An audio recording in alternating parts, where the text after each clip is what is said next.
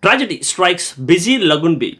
Windsurfing doctor, 55, killed in shark attack as family watches in horror on New Caledonia beach. A 55-year-old doctor has tragically died after being mauled by a shark while windsurfing off a popular beach in Numia as his horrified family watched helplessly from the shore.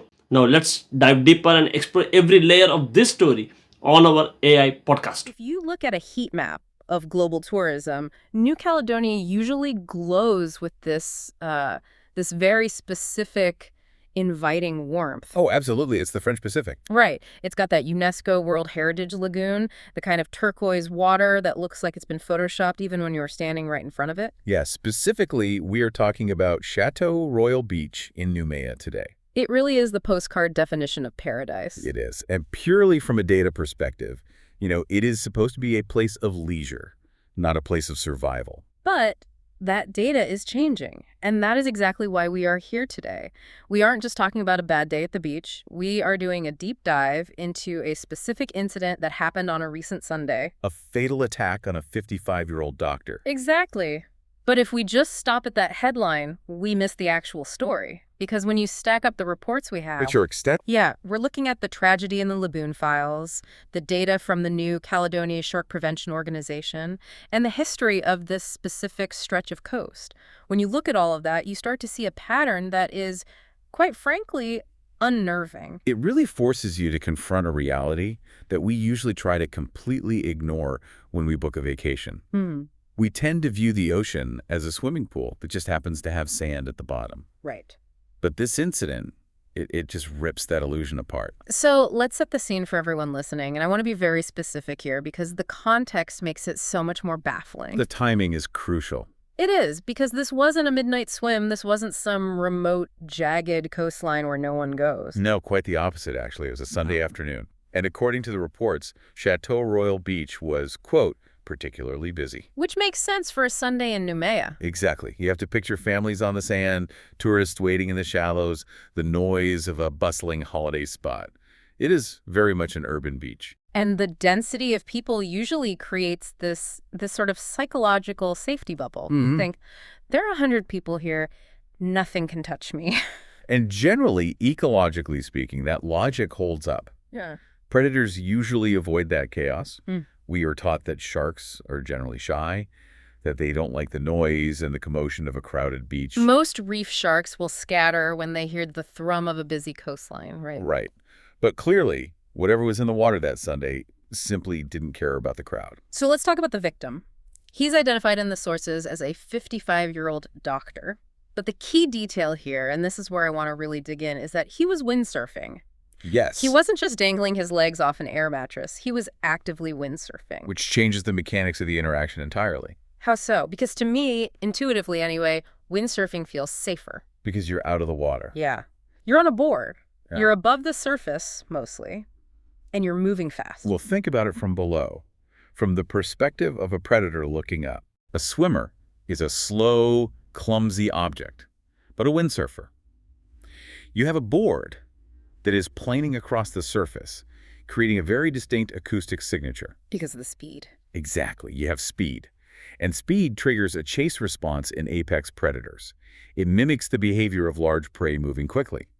Plus, you have the vibrations traveling through the foil or the fin straight into the water. So it's sending out signals. Massive signals. To a shark, that doesn't necessarily look like a human. It might look like a competitor or a very large fleeing fish. So by being on the board, doing a sport, he might have inadvertently made himself more of a target than the people just waiting in the shallows? It is highly possible. Yeah. It shifts the dynamic from casual investigation to active pursuit. And the pursuit was incredibly violent. The witnesses on the beach, and remember, there were a lot of them described seeing him being, quote, violently thrashed around. Yeah, violently thrashed around. That is a heavy phrase. It is. It implies that this wasn't just a test bite. Sometimes a shark will take a nip just to see what something is, but this was an attack to incapacitate.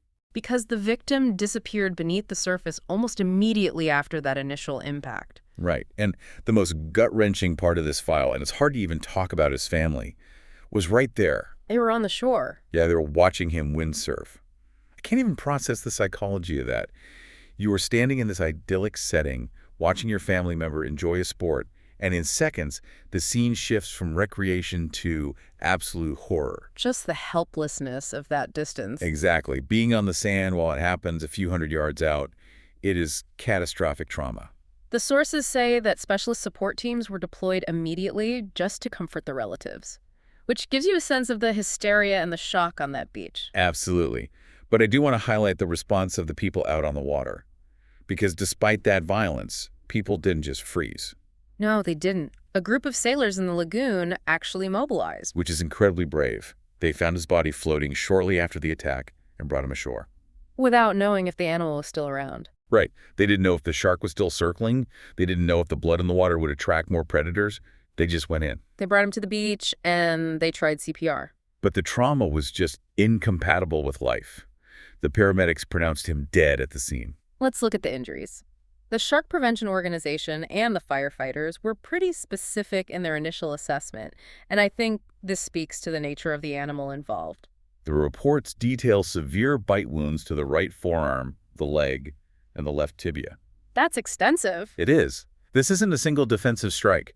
This is multiple points of contact, which suggests a sustained mauling. And there was physical evidence left on the gear, too. Yes. The windsurfing board was recovered adrift nearby, and it bore a large bite mark. I want to pause on that for a second. A bite mark on the board. Why bite the board? I get biting the leg, that's flesh, it's organic. Yeah. But a board is plastic and foam and fiberglass. Well, sharks don't have hands. Fair point. They don't have a way to feel something other than with their mouths. But when you have a bite on a board that is forceful enough to leave a deep mark, coupled with the severe injuries to the man, it suggests a very high level of aggression. Like it was trying to take him down. It suggests the shark struck the board intentionally, perhaps trying to dislodge the rider, or perhaps mistaking the board for the main body of the prey. It is a terrifying, tangible record of the animal's size. Do we know the exact size? Or the species? Not officially, no. Prosecutor Eve Dupas ordered an autopsy to determine the exact causes and to try to reconstruct the timeline. But we can make an educated guess based on the region. Yes. Based on the damage severing limbs, biting through boards, we are likely looking at a large bull shark or a tiger shark. Those are the usual suspects in New Caledonia for attacks of this magnitude. And the prosecutor is telling everyone to wait for that official investigation. He specifically urged patience, saying they do not yet know exactly how the attack unfolded. Which is the responsible thing to say from a legal standpoint. But ecologically, we have enough dots to start drawing a line here. Well, let's draw that line. Because New Caledonia is getting a reputation, and I don't think it's one the tourism board wants. The sources call it an unfortunate reputation as a shark hotspot. Hotspot almost feels like a euphemism at this point. It really does. It is a hotspot. And specifically, this particular lagoon in Noumea is becoming a cluster for fatal interactions. This isn't just a case of the ocean is big and sharks are everywhere. Right, it's localized. Exactly. This is a specific geographic location having repeat high-severity incidents. We need to talk about 2023. Because the similarities between this recent attack on the doctor and the attack on the Australian tourist are, well, they are almost identical. They are chillingly close. That was a 59-year-old Australian man. He was swimming near a pontoon about 150 meters from the shore. Same beach area. Same general area, yes. And that one was actually caught on camera.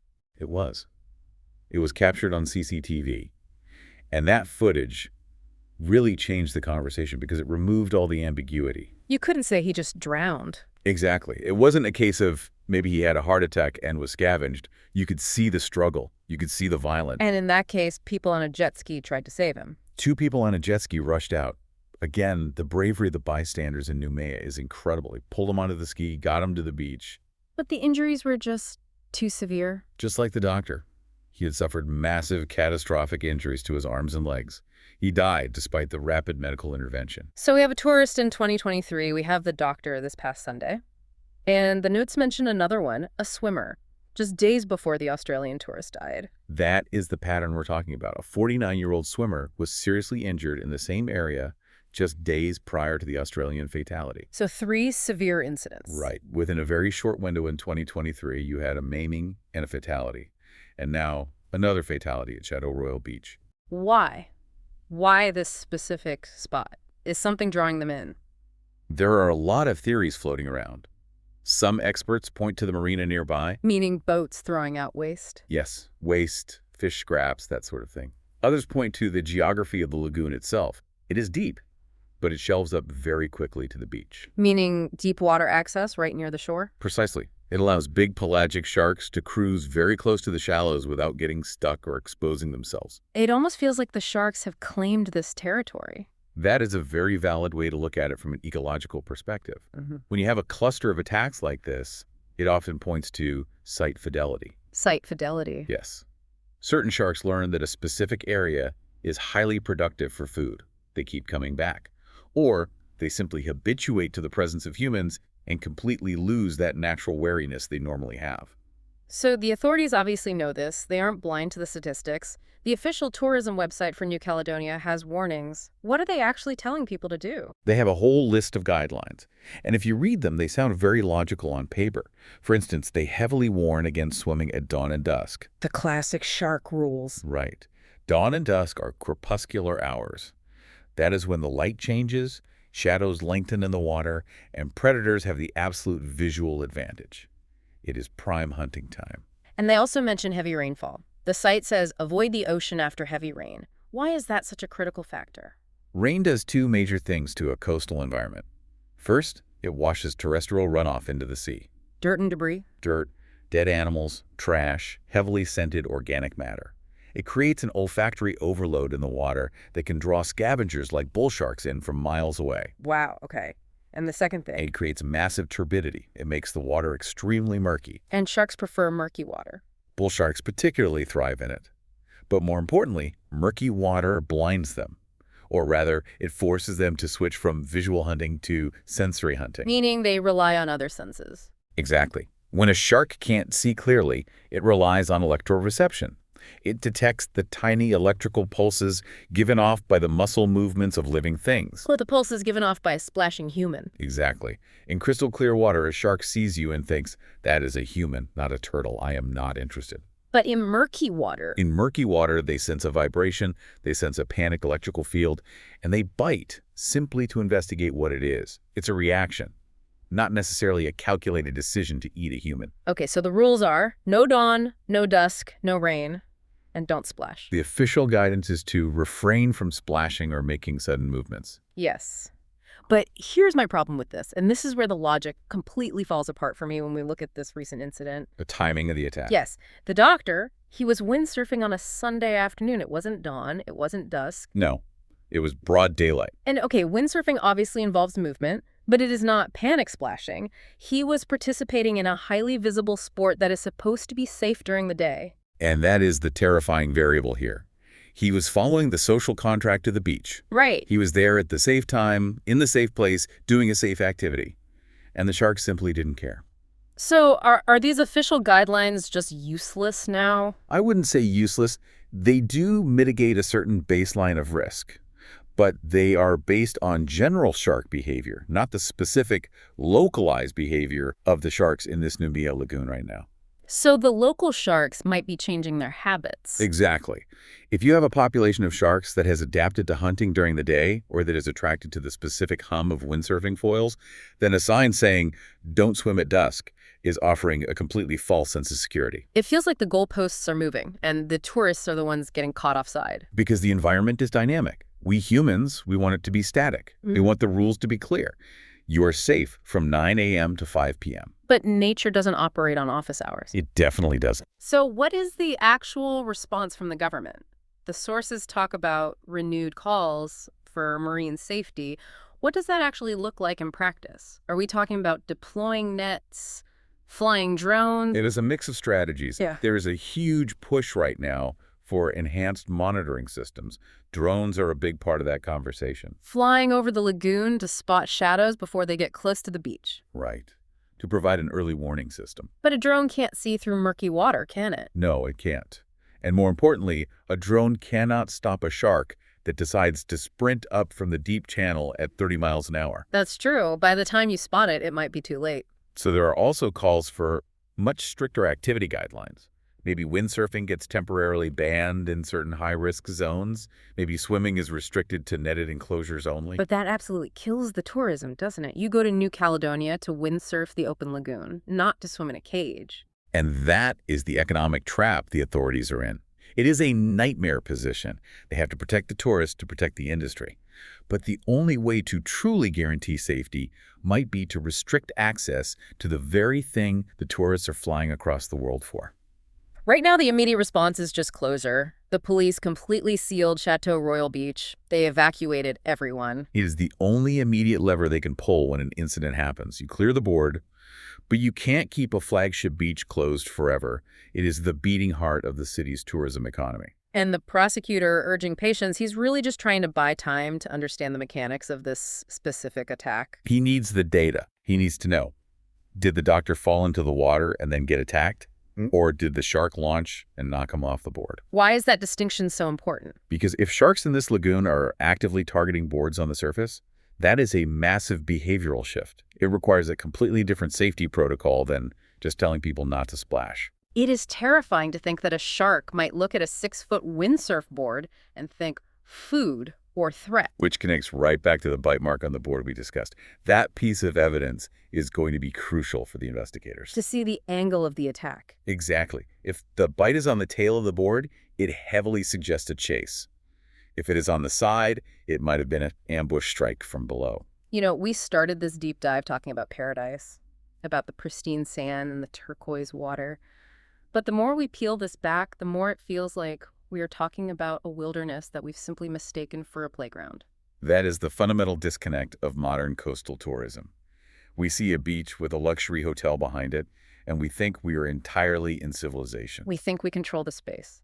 But once you step past that high tide mark, you are entering a wild food chain, and you are not the apex predator in that environment. And clearly, in Noumea, the actual apex predator is making its presence felt. It is. And the frequency of these events, the tourist, in 2023, the swimmer, now this doctor, it strongly suggests this isn't just a fluke. It is a new baseline for the region. So, if you are listening to this right now and you have a trip booked to New Caledonia or even somewhere like Florida or Australia, what is the practical takeaway here? Do you cancel the trip? You don't necessarily cancel, but you absolutely have to upgrade your vigilance. You have to understand that low risk does not mean no risk. You have to pay attention to the environment. Yes, the ocean is dynamic. If the water looks murky after a storm, stay out. If you notice the locals aren't swimming, stay out. And maybe, just maybe, we have to acknowledge that the rules we've made up, the whole dawn, dusk, and rain checklist, those are just guidelines. They aren't guarantees. Precisely. They are best guess practices based on historical data. They are not laws of physics. It is a heavy story, but it is one we really need to pay attention to. The investigation in New Caledonia is ongoing, and as they analyze that windsurf board and the autopsy results, we might finally learn more about why the specific attack happened. And hopefully, gathering that data can help build better systems to save the next person. Before we sign off today, I want to leave you with one final thought. Go ahead. We spend so much time trying to legislate nature. We put up colored flags on the beach, we set official swimming hours, we print out safety pamphlets for tourists, we try to impose our sense of order on the chaos of the ocean. I really do. But this attack involved a man doing everything right by our civilized standards. Broad daylight, busy beach, moving fast on a board, and it still ended in an unavoidable tragedy. It really forces you to check your arrogance at the shoreline. It does. It raises a question I want you to mull over next time you look at the ocean.